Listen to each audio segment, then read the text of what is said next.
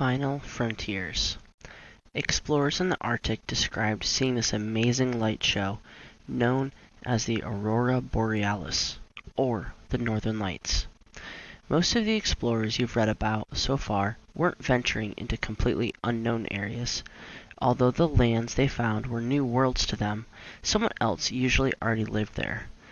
But the explorers you're about to meet were truly breaking new ground.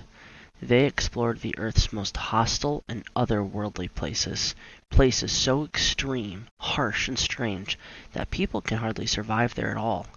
The icy, freezing cold poles, and the dark depths of our enormous oceans. Ernest Shackleton's polar exploration ship Endurance stuck in the frozen seas off the coast of Antarctica. Antarctic Adventures. The South Pole, the world's most southerly point, is one of the most remote, inhospitable places on Earth. It's in the middle of Antarctica, a huge deserted continent that's colder than a freezer, incredibly windy, and full of hazardous mountain and glaciers. Here's what famous polar explorer Robert Falcon Scott had to say about Antarctica. "Great God, this is an awful place." Shackleton. Antarctica was first discovered around 200 years ago, but it wasn't close until 1909 that an explorer ventured close to the South Pole itself. Irish adventurer Ernest Shackleton and his team came within 160 kilometers, or 100 miles, of it, but had to give up because of bad weather and food shortages. Ernest Shackleton described losing his ship to the Antarctic ice.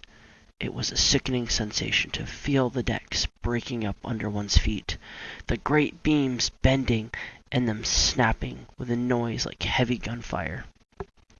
Later, in 1914, Shackleton tried to trek all the way across Antarctica, but his trip went wrong before it even began.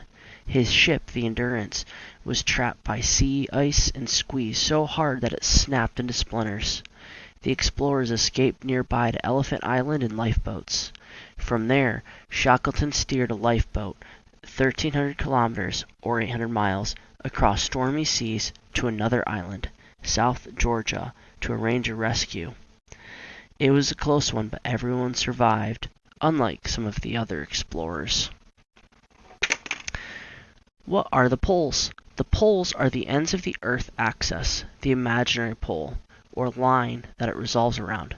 They are the parts of the Earth that are furthest away from the sun, which is why they are so cold. The North Pole's in the north, and the South Pole's in the south. The area around the North Pole is known as the Arctic, and the area around the South Pole is the Antarctic. Around the South Pole lies the continent of Antarctica. The race for the South Pole. After Shackleton failed to reach the South Pole in 1909, another explorer was keen to try. British Navy officer Captain Robert Falcon Scott had been to Antarctica before in 1901. He now planned an expedition all the way to the South Pole to collect Antarctic rock samples. He gathered a crew and set off in June 1910 in his ship, the Terra Nova. But when he stopped in Australia that October, Scott heard that the Norwegian Roald Amundsen was heading for Antarctica in the Fram, a ship that had been specifically built for polar voyages. By early 1911, both teams had pressed on through the ice-covered Ross Sea to set up base camps. Scott's was at Cape Evans near McMurdo Sound. Amundsen's was at the Bay of Whales, slightly closer to the pole. The race was on. To get to the South Pole, each team had to plan a route, then leave food and fuel supplies along the way. Just a few team members would actually go to the pole, using up the supplies on their way back. But although they had the same basic plan, there were big differences between the two expeditions. They had different equipment, different kinds of food, and different survival strategies. At their base camp, Scott's men fished in the ice to find fresh food. Captain Scott's South Pole Solution. A base camp is suited on land at Cape Evans, 750 miles or 1,200 kilometers from the South Pole. We'll use ponies, motor sleds, and a few sled dogs to lay down supplies along the route. For the final trek to the pole, we'll pull our own sleds. We're packing biscuits made with pure white flour, the best of British. There's more to our mission than glory-seeking. Besides being the first to the pole, we'll collect rock samples for scientists. We'll set off with a team of 12 men. On the way, I'll send 8 men back and pick them of the bravest to trek the pole with me. Pick 3 of the bravest. Roald Amundsen's Antarctic Plan. Base camp is in the Ross Ice Shelf at the Bay of Whales, 1,120 kilometers or 700 miles from the South Pole. We'll use small, speedy, lightweight dog sleds to transport everything. If a dog gets injured or is worn out, it can be killed and fed to the others. Our expedition biscuits have been made from a special healthy recipe with whole grain flour, oats and yeast, so they're full of vitamins. Forget rock samples, we'll just concentrate on trying to reach the South Pole. That's enough for one expedition. A team of 8 men will travel to the pole and back, leaving the others at base camp. Amundsen later recalled how he felt about breaking Shackleton's most southerly record. We were further south than any human being had been. Tears forced their ways to my eyes. Dragging heavy sleds like this, Scott and his men could go no faster than about 15 kilometers or 9 miles a day. Both teams waited until late in the year, when spring reaches the southern hemisphere, to set off.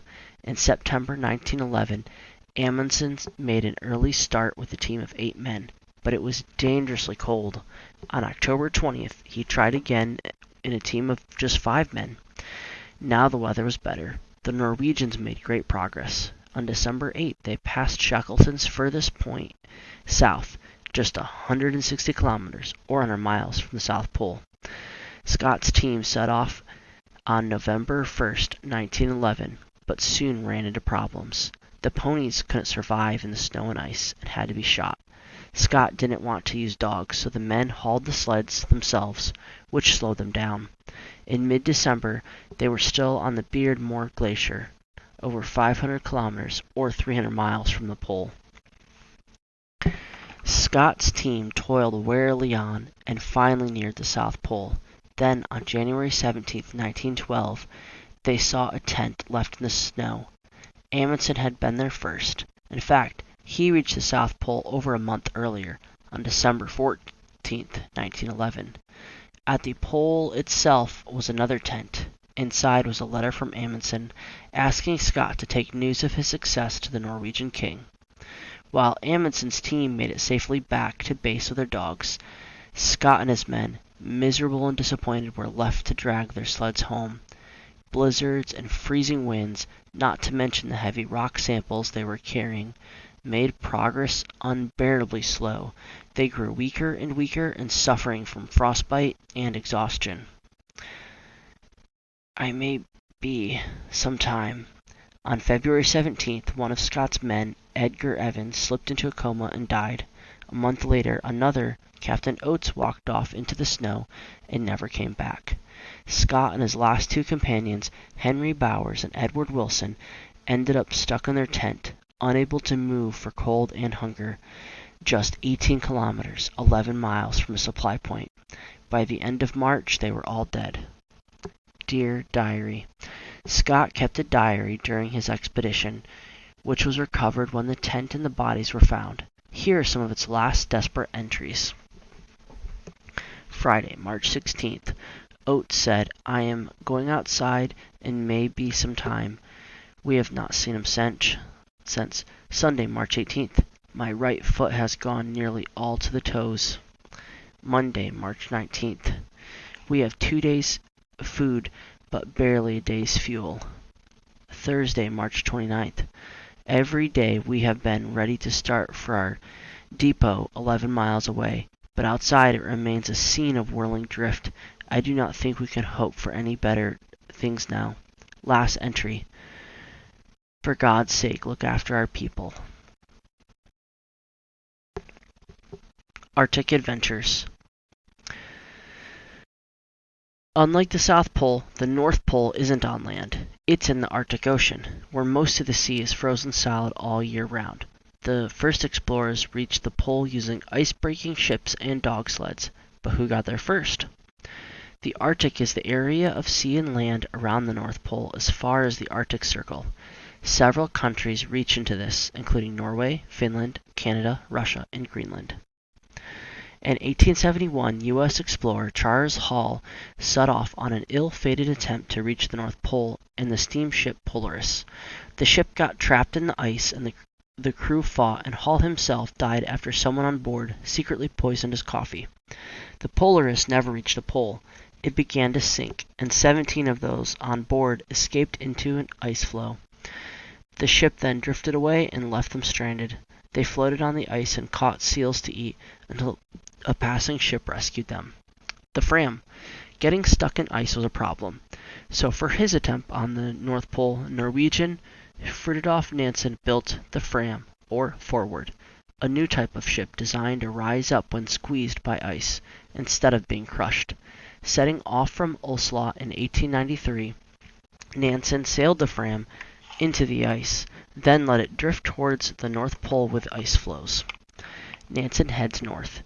In 1895, Nansen and his companion Hjalmar Johannessen left the ship to travel the final stretch to the pole by dog sled. They came within 380 kilometers, or 240 miles, of the pole, but dangerous ice forced them back. They spent the winter on Franz Josef Land, a group of islands belonging to Russia, until they were rescued by another expedition. The Northern Lights. In the Arctic, you can often see the Northern Lights, or aurora borealis. This pattern of flickering lights in the sky is caused by the Earth's magnetic field drawing into tiny particles from the sun. Fridtjof Nansen describes seeing this on the North Pole expedition. Suddenly, a perfect veil of rays showers from the zenith out of the northern sky, so fine and bright, like the finest of glittering silver threads.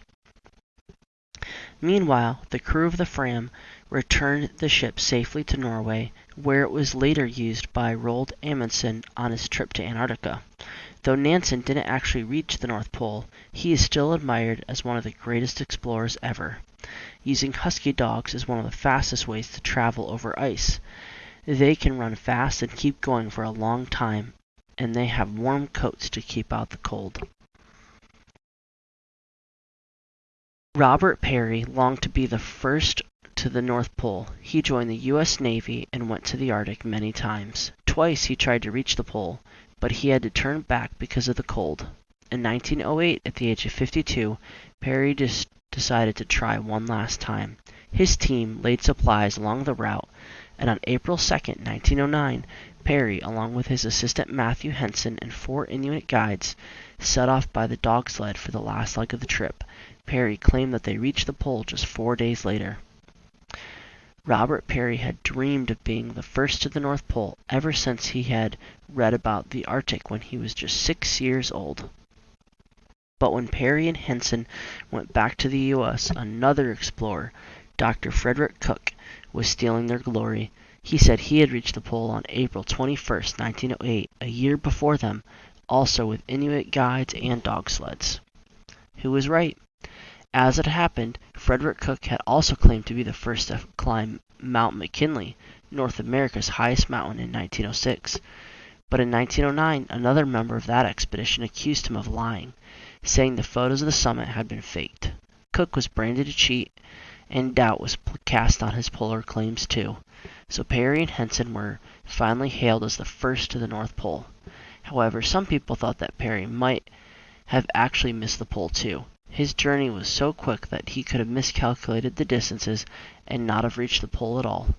But finally in 1989, experts decided that he had made it there, or at least come very close. Mount McKinley, its highest peak, was first scaled in 1913 by Hudson Stuck and Harry Karstens 7 years after Cook's fake claim. The winner. Nowadays, most people agree Peary was the first to the North Pole. I told you so.